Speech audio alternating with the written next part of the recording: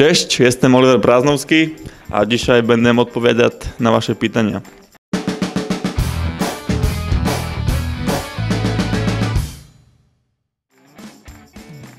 Tak, v Giekše se mi gra bardzo dobre. Jsou tu chlopaky, ja myślę, že bardzo kvalitní a mám nadzieję, že sa budeme tylko zlepšovať a zespół będzie grać coraz lepiej. Myślę, że nie cały czas byl obroncem a tak mi to ostalo doteraz. Tak mám nadzieję, že v prišlým sezóne sa Gieksa bude byť o avans a kontrakt mám ešte do następného roku, takže ja myslím, že sa trafí a zostanem tu v Giekše. Tak město Katowice sa mi podobá bardzo.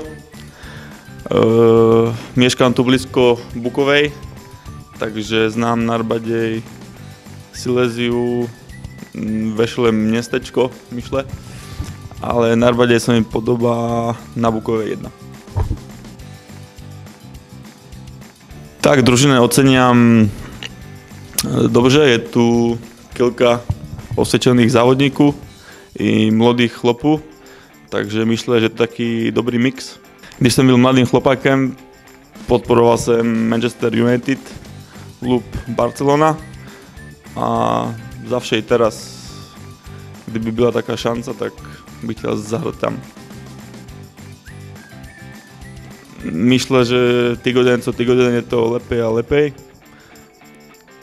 Keď ja slúcham polštinu, už rozumie dużo vecí a keď gadám, tak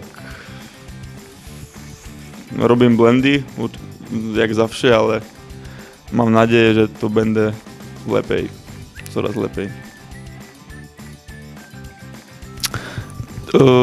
Zavše oglądáme, už byłem i na Gorníku na stadióne na novým a interesujem sa o Gorník a o celou Ekstraklase i o prošlú ligu.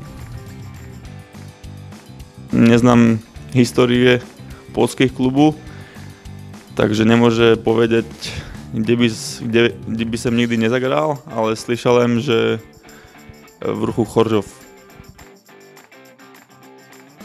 Když som byl mladým chlopakem, tak jezdil dużo na Slovácii na meče Spartaku Trnava a tam slyšalem o družbě Ostrava, Baník Ostrava, GKS a Spartak Trnava, ale neviem, ile let to bylo, ile let zpět. A môžem povedať, že neznám pilkaři Gieksy, ktorí vystupovali v reprezentácii Polsky. Preprašam.